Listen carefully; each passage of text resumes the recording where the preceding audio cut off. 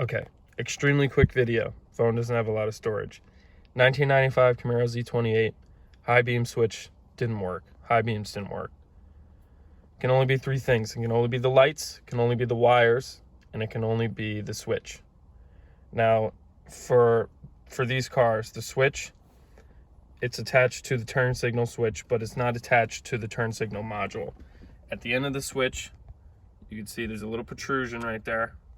Kind of hard to see. There you go.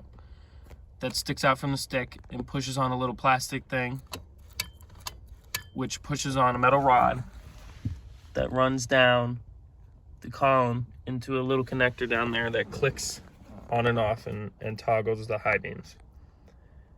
A little bit complicated to get it. You have to take the steering wheel off and you have to take the lock plate off, but not that hard. I did it. A lot of bits and pieces, but just keep track of them. First thing you need to do, take the fuse out, unplug the connector for the airbag module, unplug the battery, of course, before all that. Take the kick panel and the foot panel off, and after that, there's some star pattern screws at the bottom or on the back of the airbag that you can unscrew to take it out. You unplug the little yellow connector that's on it. You use a steering wheel puller from AutoZone to just screw in, crank it, and pop it off. Once you have that off, there's a little retaining pin on here that you can pry off with a screwdriver that takes the airbag module off.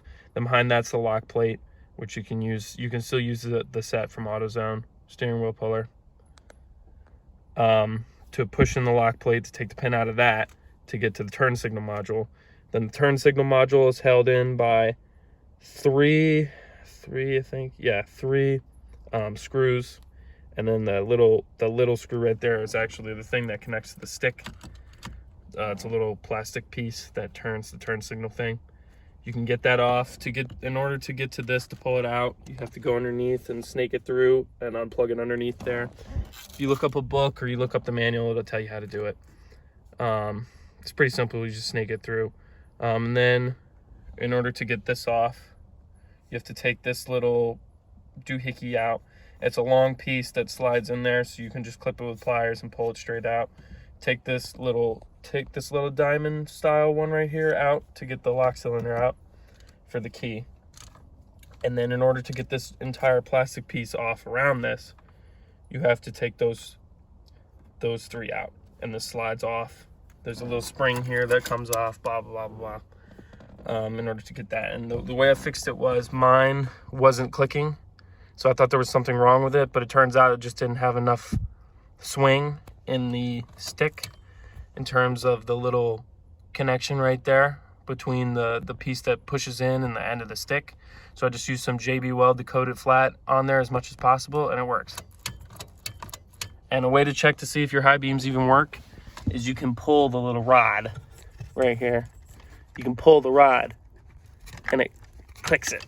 It's hard to do with one hand, but trust me, you can push it forward to see if it clicks, to see if the dash light comes on, to see if they even work, without tearing this apart. But unfortunately, if you want to fix it, or if there's something that's wrong with the stick, you do have to take the entire steering wheel off. It's not that hard.